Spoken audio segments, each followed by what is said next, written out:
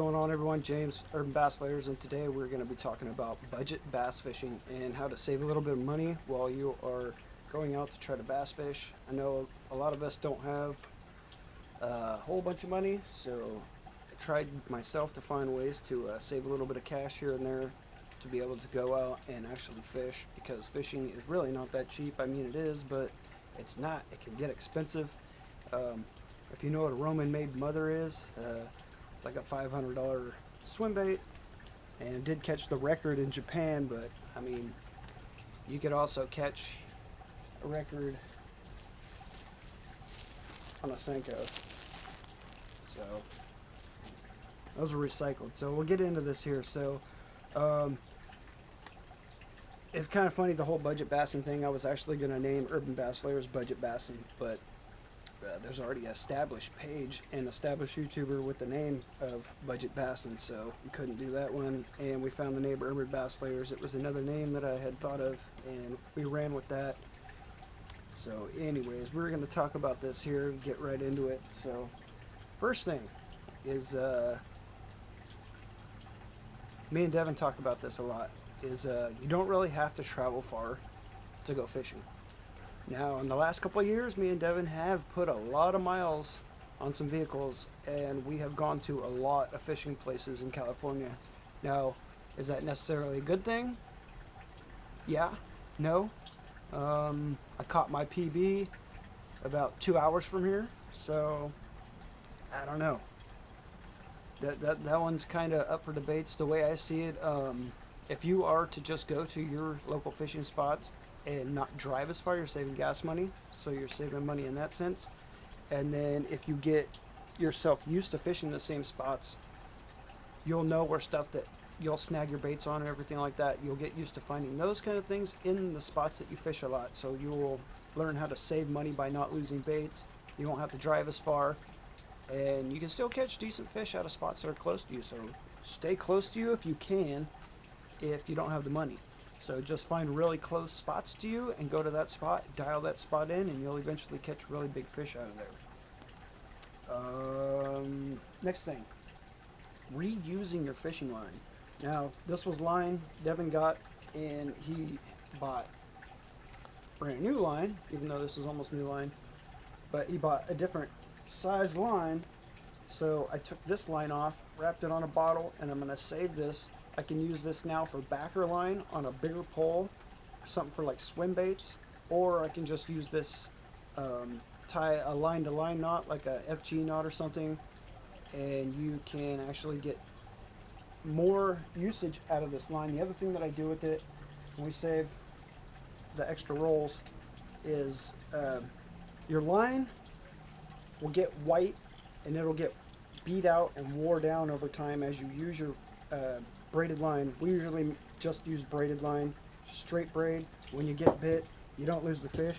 There goes the roll. I'll have to get that later. Anyways, so what you do is you take your line off of your reel when it gets old, and you re-put it back on to a different reel. So what you're going to do is you'll have an empty reel, and you take your line and you'll spool it onto the other reel, and it will now be backwards. So you'll have the brand new line that was down on the inside of it on the opposite, and you'll have that new line tied to your bait. And that's another good way to save line. I try to save any little bit of extra line that I have on my spools, and I use it around the house for tying things up. Let's go to the next one. Let's see here. Reusing and recycling plastic baits. So now I make a lot of molds out of plaster. Make my own Senkos. This is all recycled plastics that I find on the ground at the fishing spots. A lot of people pull their plastics off. They get bit once or twice, catch a fish, take the plastic off, throw it on the ground. I take them all and I throw them in my bag, and I save them and I recycle them. This is one of the first molds I ever made. It's plaster, 2-part mold. I have some videos on making these plaster molds. I might throw a link down below on the plaster mold builds. It's pretty simple. You get a bag of plaster of Paris, a little bit of water, and some Vaseline, and the bait you want to mold. You can Frankenstein something together. I've made some crazy looking stuff in the past. and you make a 2-part mold. You put the Vaseline in between as the 2 parts are drying when they're wet, and then when it's done with the Vaseline, you can pull it apart, pull the baits out, chamfer out the tops there so you can pour the plastic in, and you just heat the plastic up with the microwave, pour it in there, put some clamps on here, make yourself some Senkos. Pretty cheap. Now it starts out a little bit expensive. If you want to buy some molds, like actual aluminum molds, you can go to Do It Molds or some other places to get actual aluminum molds, and they are worth getting. Angling AI also has some awesome stuff. I do have a couple 5-inch Senko molds that are the actual Gary Yamamoto molds, and those things work awesome. But if you can't afford those, just make some plaster molds and you'll save some money. So another thing I do, if I want to get some new crankbaits and stuff, I go to like Walmart and I look in the dollar bin and I find some crankbaits. If they don't really have the paint jobs that I like, just use some Rust-Oleum spray paint. Now this one does have a clear coat on it. I went back and clear coated it later with the 2-tone epoxy. But originally, this is one of the first baits I ever painted, and it's just Rust-Oleum spray paint. It started out with the orange, came back with the red, and then the black. Just splattered on a little bit. Made sure I left the bottom kind of clear because the bait was already clear when I got it. And yeah, that Rust-Oleum paint, it will stay on there for quite a while because it's kind of got its own little sealer, and you don't really have to put a sealer on it. I mean, it'll end up chipping off in the long run, but if you wanted a quick paint job, let the bait sit for a couple days so the paint don't come off in the water.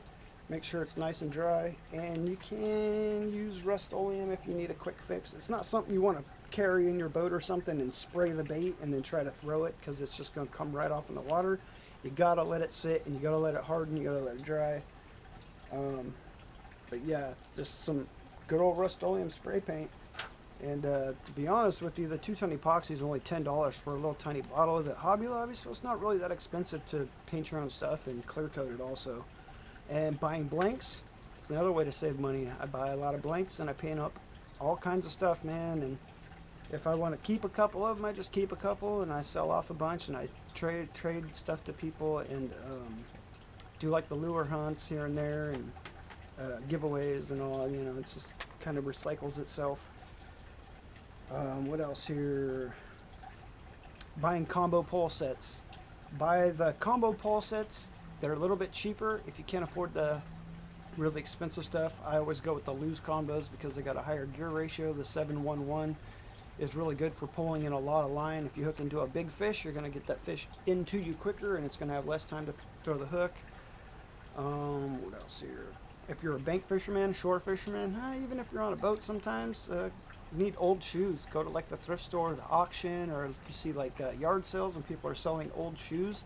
I particularly like the running type shoes, but not ones that will fall apart. I have bought a few pairs of them, got in the water with them one time, and the shoes completely dilapidated off my feet. So that's kind of, you gotta buy a couple pairs of them and see how they work. The ones I've been getting at the thrift store, they're like $1.50. So to have a pair of shoes you can throw on your feet, not step on glass and wire and metal and heroin needles like at Tanzanite Park and stuff like that. You don't want to be stepping on any of that stuff.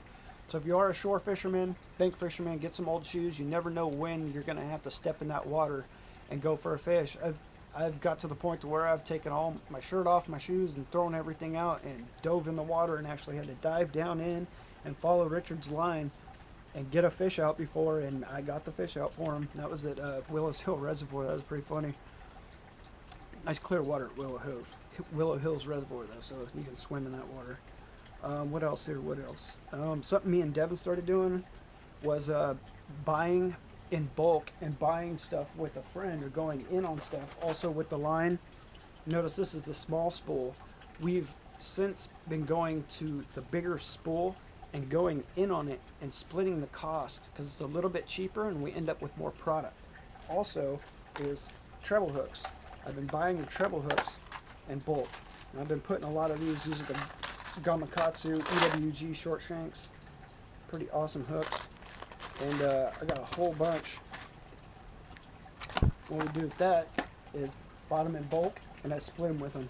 So We got a whole bunch of hooks. Anytime he wants a bait or anything, because I do most of the bait painting and stuff for us, I just make him whatever he wants and throw some hooks on it, and there we go. And we got whatever we want. So buy bulk when it comes to anything you can think of that is terminal tackle type stuff, line, or like split rings, you know, anything like that that comes in a big pack. You wanna go bulk. Oh, and also like the glass rattles we buy. That's a little secret. We put the little glass rattles in our baits. You can buy those bulk too. Tackle warehouse orders. If you're gonna order from like Tackle Warehouse or somewhere, and you know you're gonna be ordering a bunch of stuff, just throw the cash to your buddy or something like that, and put it all on one account and build up on the Tackle Warehouse thing. And it makes the shipping cheaper and all that stuff. What else here? Back to the saving money for gas on driving. I kind of jumped around on this one the way I wrote it down. Research spots before you go to them. That's a #1 thing. If you go on YouTube, that's how we find a lot of our stuff. We've also gone on Fishbrain and found a lot of stuff on Fishbrain. And if you see that people are catching fish there and you know there's fish there, it's worth going there. Now, there's some lakes and some places that we've gone to, and we didn't particularly know how to fish those places, and we got our butts handed to us because we didn't know what we were doing there. Now, if we were to continuously go to those spots that are 2 hours away from us, we can dial those places in eventually, but it's going to cost a lot of time and a lot of gas money to get to those places to try to dial those places in the way you really want to. So if you want to just become a better fisherman, stick to those places that are close to you, like I was saying before. Fish local and dial in spots. Figure out the bass, the habits of the bass in the spots close to you, because you could have about 5, say you got 5 ponds around you. Each one of those ponds is going to fish differently, and the fish are going to act different in each one of those ponds. You could have a shallow water pond that's got no structure in it, and then right down the street from it, you got a 25, 30 foot pond that's got crystal clear water, and it's just grassed out, but like in a way the bass can get around in the water, I guess to say. It's not like grassed out bad. It's the grass has such an abundance that it has cleaned out the water. And in those shallower ponds that don't have that kind of grass or that depth, it stays muddy and you don't get quite the action. So like every pond's going to fish differently. Now, once you get to the point to where you can start traveling and start going to those other places, you'll start to notice out of the ponds that you fished as you're starting out fishing, you're going to find when you go to lakes, like Clear Lake, for instance. First time we pulled up at Clear Lake, we went right up into this creek, and it looked just like Dry Creek in Roseville that I used to fish when I first started fishing. And I just started throwing worms in there, and man, we started smacking fish. So, you know, what was I just gonna say? Kind of like I do on here is keep track of your fishing somehow, some way. A lot of people have made Instagrams. That's a good way to do it. You go back yourself and look on your own Instagram and go through the days when you were catching fish. Something I've been kind of lacking on my videos is when we go out and fish. I need to put more stuff in the description down below about the time of day, the temperature, the water temperature, and all that stuff. Also for myself, not just for you guys, the viewers, but for myself and for all of us that in Urban Bass Layers that are trying to get better at fishing. So that it'll save you money in the long run by keeping track. If you know it's going to be a bad day to go out or a bad time to go out, and you drive to a spot to go fish, and it ends up being a horrible day, and then you come home and you watch a video and you go, man, I knew better than to go out. You just gotta, you know, it's dialing it all in. It's kind of hard. I say it like this, like before, like fishing Tanzanite Pond, for instance. I fished that place, I think, for like 3 years, almost 3 years. And I never caught a fish out of the place. And every time I went there, I just had a bad attitude, and I didn't want to fish there because I never caught anything. And then Richard hits me up one day, and he's like, man, I've been just smacking fish out there left and right. So I went out there with him, and he showed me what he was doing, and it was because he went out to that same pond and just kept fishing it. I had a bad attitude, and I didn't want to go to that place, so when I went there, I wasn't making many casts. I would just make a cast and kind of be bummed out. No, you just fish that place. Fish it. Just fish it hard. Fish hard. Never give up. And keep making casts, man. Keep making casts. You're going to figure it all out. And the more you go out and fish, you'll get better at it. And that will also save you money, because every time you go fish, it's kind of like gambling in a sense. You gotta put in a little bit to get out of it. It's great therapy and keeps you out of trouble. What else? I don't know. It's nice today, man. It's like in the hundreds, but it's got a nice overcast. So if you guys were out fishing today on this overcast, man, you're lucky. I was gonna go out and fish today, but I got my daughter here and her boyfriend. We may go out this evening and go to this little pond I know about. But yeah. Anyways, budget bass, and man, this video is getting way too long. Anyways, I'm gonna cut this one short, guys. We're already at 15 minutes. I'm just mumbling on. So try to save yourself some money. Do some budget stuff. Think logically. Carpool. If you guys can carpool the spots, do stuff like that. Save money, man. Anyways, Urban Bass Slayers, thanks for watching. If you guys like, subscribe, share, and get out there and go catch big fish, man. It's always time to catch a big fish. They're in the water, and you just got to trick them. Urban Bass Slayers, thanks for watching.